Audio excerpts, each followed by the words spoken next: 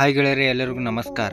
PKL 11 Bengaluru Bulls ತಂಡದ ವೇಳಾಪಟ್ಟಿ ಹೀಗಿದೆ ನೋಡಿ. ಹೀಗೆ ಇದರ ಬಗ್ಗೆ ಹೇಳುತ್ತೇನೆ. ನಮ್ಮ ವಿಡಿಯೋ ಇಷ್ಟವಾದರೆ ಲೈಕ್ ಮಾಡಿ ಮತ್ತು ಸಬ್ಸ್ಕ್ರೈಬ್ ಮಾಡಿ. ಬಹು ನಿರೀಕ್ಷಿತ ಪ್ರೊ ಕಬಡ್ಡಿ ಲೀಗ್ನ 11ನೇ ಆವೃತ್ತಿ ಅಕ್ಟೋಬರ್ 18ರಿಂದ ಶುರುವಾಗಲಿದೆ.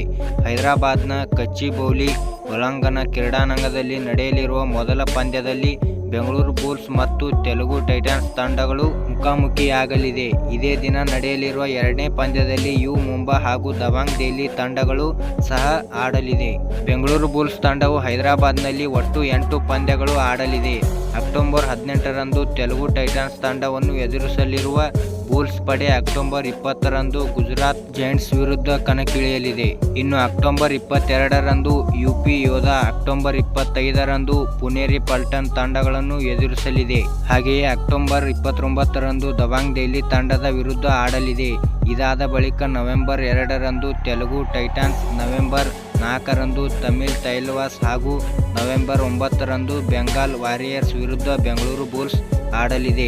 ಇನ್ನು ನೋಯಾಡದಲ್ಲಿ ನಡೆಯಲಿರುವ ಎರಡನೇ ಸುತ್ತಿನ ಪಂದ್ಯದಲ್ಲಿ ಬೆಂಗಳೂರು ಬುಲ್ಸ್ ತಂಡದ ಮೊದಲ ಎದುರಾಳಿ ಜೈಪುರ್ ಪಿಂಕ್ ಪ್ಯಾಂಥರ್ಸ್. ಈ ಪಂದ್ಯವು ನವೆಂಬರ್ 12ರಂದು ನಡೆಯಲಿದೆ. ಇದಾದ ಬಳಿಕ ನವೆಂಬರ್ 16ರಂದು ದಬಾಂಗ್ ದೆಹಲಿ ಹಾಗೂ ನವೆಂಬರ್ 18ರಂದು ಯು ಮುಂಬಾ ತಂಡಗಳನ್ನು ಎದುರಿಸಲಿದೆ.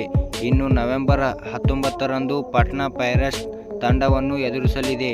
ಹಾಗೆಯೇ ನವೆಂಬರ್ 21, 25 ಮತ್ತು 30ರಂದು ಕ್ರಮವಾಗಿ ಹರಿಯಾಣ ಸ್ಟೀಲರ್ಸ್, ಯು ಮುಂಬಾ ಹಾಗೂ ಪಾಟ್ನಾ ಪೈರೇಟ್ಸ್ ತಂಡಗಳನ್ನು ಎದುರಿಸಲಿದೆ. ಡಿಸೆಂಬರ್ 3ರಿಂದ ಶುರುವಾಗಲಿರುವ ಮೂರನೇ ಸುತ್ತಿನ ಮೊದಲ ಪಂದ್ಯದಲ್ಲಿ ಬೆಂಗಳೂರು ಬುಲ್ಸ್ ತಂಡವು ಗುಜರಾತ್ ಜೈಂಟ್ಸ್ ತಂಡವನ್ನು ಎದುರಿಸಲಿದೆ. ಡಿಸೆಂಬರ್ 10ರಂದು ನಡೆಯಲಿರುವ ಪಂದ್ಯದಲ್ಲಿ ಬೆಂಗಾಲ್ ವಾರಿಯರ್ಸ್ ವಿರುದ್ಧ ಆಡಲಿದೆ.